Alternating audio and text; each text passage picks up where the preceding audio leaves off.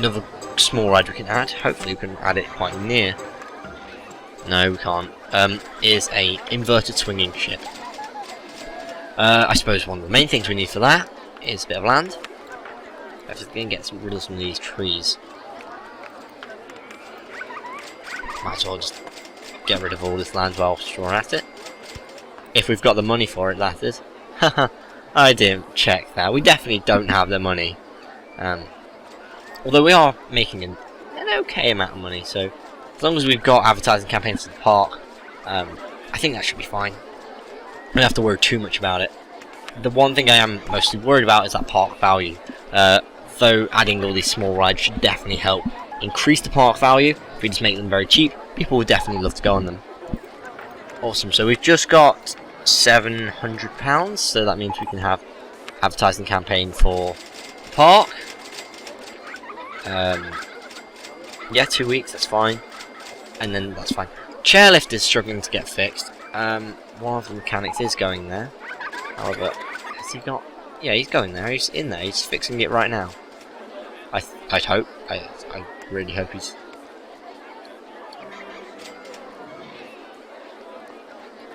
He might not be fixing it at all.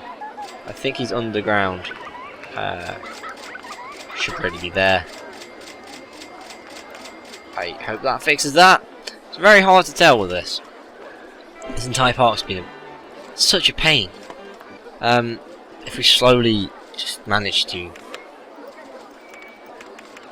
do things, it should be fine. In fact, I think what I'm going to do is I'm just going to raise a bit of land, probably just for that swinging inverted ship. So that only cost me £40, and I can add one now. Just have to be quite careful as to where everything on it is. Entrance and exit, easy. Put a bit of path there.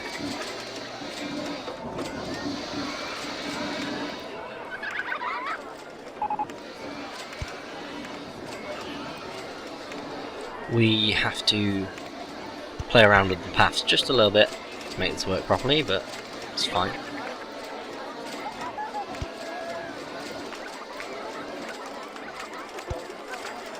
There we go. Price of the swinging ship, 30 pence. 40 pence, let's go for 40.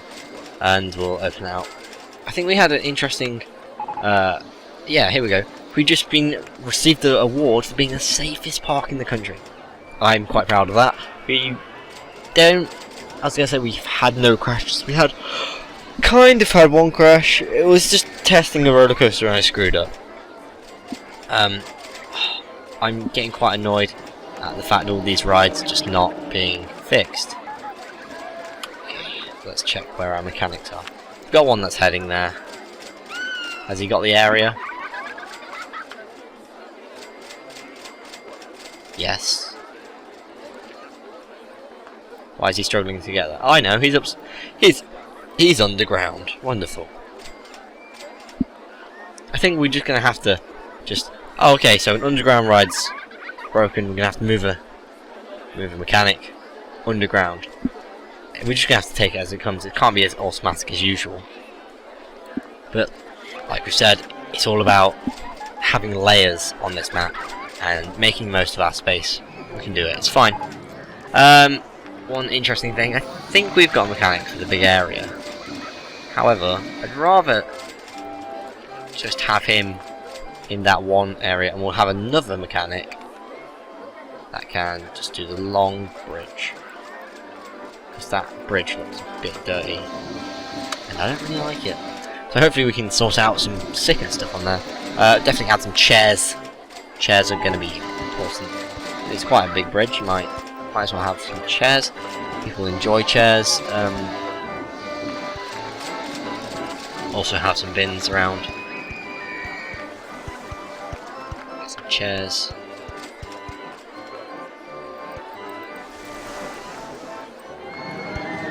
Yep, maybe a few lamps. Just cause.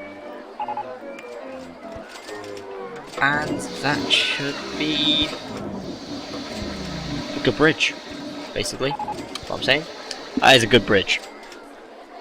What's wonderful is we are starting to unlock a lot of these smaller thrill rides, and we can just use them strongly to our advantage because we don't have to spend too much money making them. They're only 300, 800, 300, 900, and they vary. Quite a few of them are sort of the 500, just under 500 mark. So if we manage to just be careful where we actually place our rides, then we can do quite well. In fact, I'm tempted just to bring all this land here down. I mean, that's pretty much all of our money gone. We can't move that bit of land because our swinging ship is on it. But hopefully we've got enough space to add one or two things. Yeah, we definitely have enough space to add some of them. I kind of feel that we've kind of wasted a bit of space. Not space, what's the word? Wasted a bit of land there, or money, moving the land because of that, but oh well. We'll just have to make the most of it. I'm going to bring that up so we can just put that there. Although we just need about £500, so we just wait a little bit of time and then we can add that. Hopefully that will increase our park value. Just something that's very key this year. In fact, I've not really been paying attention to what year it is. I've just been concentrating on getting the park value up. It's currently September, which means September, which means how far into September are we? 19th, so we're halfway through September, roughly, give or take, and we're doing well. We've got the rest of this month, and then we've got October to do. Now we've got £500, we can add our new top spin.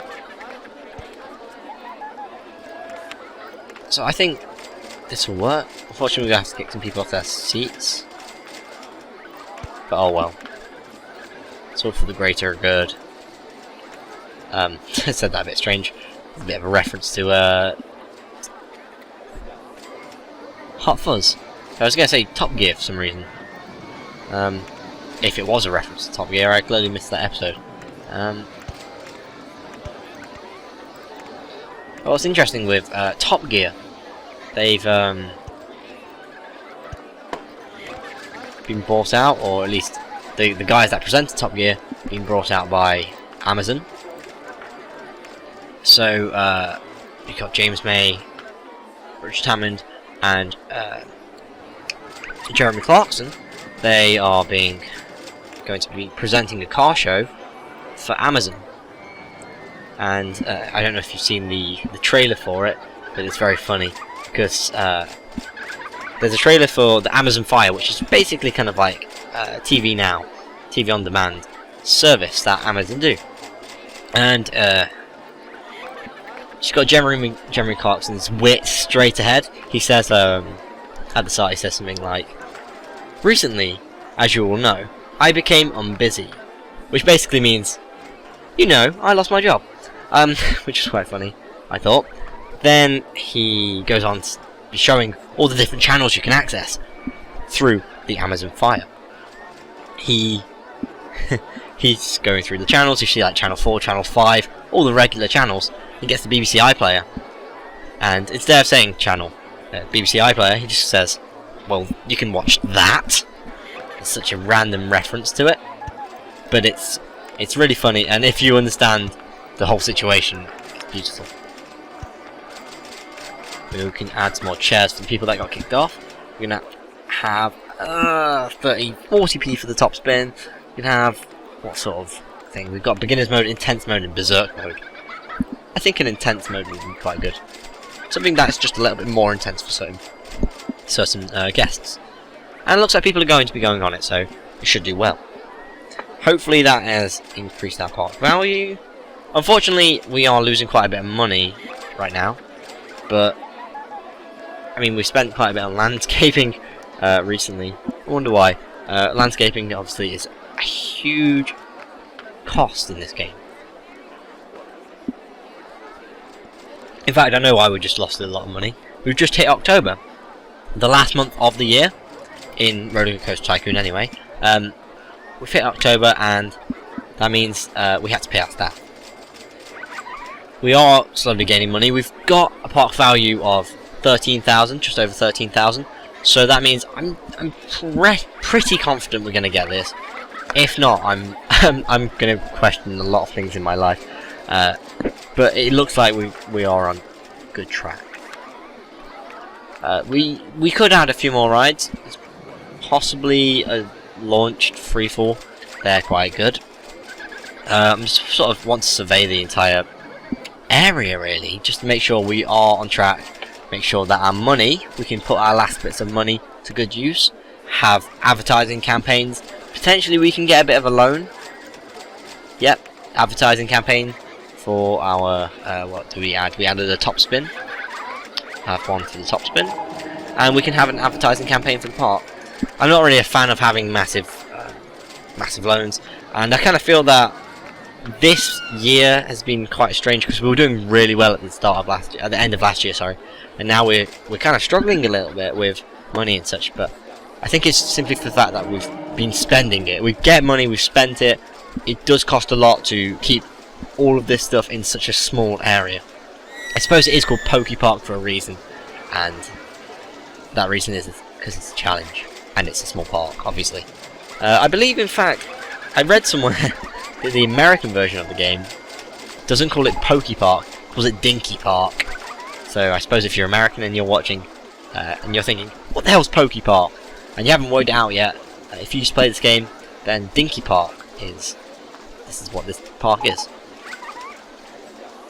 But yeah, it's effectively the exact same park. I think the American version of this game had a lot of name changes. I've seen on the wiki quite a few things mentioning, like, I think Katie's Dreamland, the previous park, was just called, like, I can't fully remember, it was just like Katie's Land, or the Dreamland, something that's not quite what it is in this version. But of course I'm going to have the British version, because I'm British, and Britain's in Europe, so of course,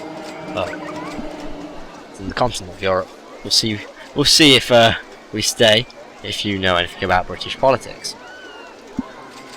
I won't go on about that any further, but it's nice just to see that here we're doing quite well. Having a bit of a struggle with some of these rides getting broken down. That the mechanic was completely going the wrong way.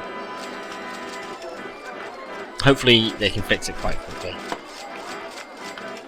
Two of them are answering radio call, so we'll see which ones go to where. Okay, so the one I just moved is going to the car ride 1, but he's going the wrong direction. And the one that's going to chair ride 1 is actually going the correct direction, I think. Yes! Look at that! Look at this mechanic! He knows where he's going. Wow. I'm happy that he knows where he's going. It's wonderful. Yeah, I think that we're actually doing quite well here. And I really want to pay back that 1,000 as soon as we can. But might as well keep it for a while. Just see what we can really do with it. But maybe we could have a few more advertising campaigns just before we finish the year. Depending on the year, actually, or the time in the year, we could even think about more rides. Not too keen on it myself. Adding another ride seems a bit unnecessary. But I mean, it's the 20th of October, so it's sort of mid to late.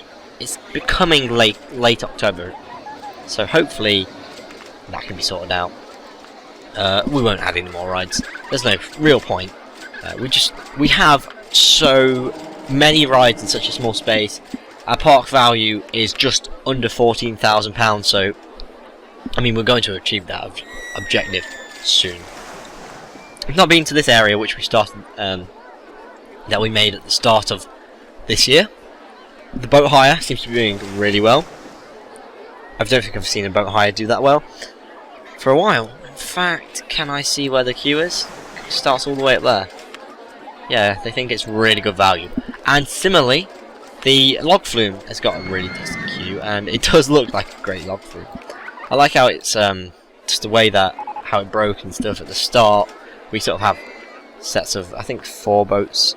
Okay, there's a set of 3 boats and there's a set of 4 boats that seem to go around together. it's kind of funny to sing the way that it's just sort of produced in that manner. It's kind of like if you've got an interest in AI, I think that's quite interesting how that sort of thing can happen. So I feel that we're doing very well. I keep saying that. We've just finished those campaigns, so we can finish up. We've got a week to go, so we might as well just pop on a couple more weeks of advertising campaigns before we finish. Why not? We'll have free. What's that free? I won't say ice cream. Ice cream's always nice. Half-price entrance to the park and free rides on swinging ship for sure. Unfortunately, the one thing I felt this park has sort of failed in, especially when I compare it to the previous park, which we managed to charge like £55 for, is the guests haven't necessarily commented on the price of the park as much. With £25 to get into the park, it's fair enough, but I just kind of feel that we could have got a lot more money if we did increase it. They didn't really ask for it quite the same, and I think that's when you have to increase it, is when they ask for it. But yeah, a very busy park. I think a lot of people are thinking it's overcrowded. Yeah, quite a lot of people are thinking it's crowded. I would like to have an area where they can just sort of stand, but I don't know. I feel like it would just be a bit of a waste of time at the moment. Yeah, so a lot of people are thinking it's very crowded. Many people already have park maps. Lots of people think it's tidy, so that's awesome. So, wow, okay, yeah, so we've just hit year 3, and we've achieved our park objective of having a park value of at least £10,000 at the end of October year 2. It's wonderful. We did this with a company value of only 4,607, so it's not very much.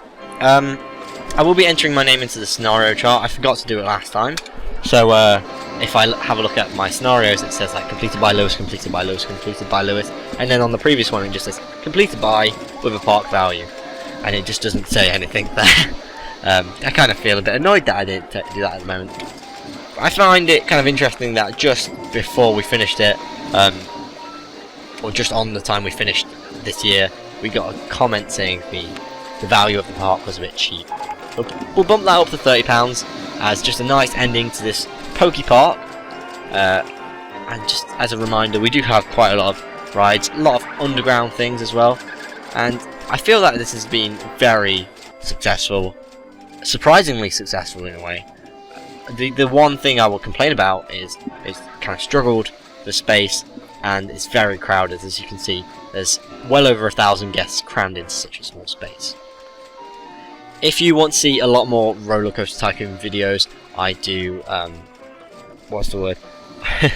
I do this Rollercoaster Tycoon series, where I'm going through every single Rollercoaster Tycoon park, and I'm completing them. There are a good 20 or so parks. This is my 9th, so subscribe for a lot more. Have a look at my previous videos for some of my odd ones, and some of the quality of those videos aren't quite as good as this, but then again, I'd say there's a certain quality that you can try and have. I don't particularly try and edit it a lot, like I do with my other videos, which I create. It was a good time to plug those, actually. If you're interested in old school RuneScape, then I do videos on the updates, devlogs and polls, and I do occasional in-game videos, especially when it comes to things like events. So recently, you got like the Halloween event, Christmas events, Easter events. All of those I'll do in-game videos for. Mostly sort of like walkthroughs and stuff, but they're really fun. Additionally, I don't know if I've managed to do it yet, but I'm constantly thinking I should have another old school RuneScape video every month or so, but I just have various ideas which I'm struggling to create. We'll see if they're out by the time this video comes out. So, like I said, please like and share if you've enjoyed this, and subscribe if you want to keep up to date with more of this. I've been Lewis, thanks for watching, goodbye. And check out this event.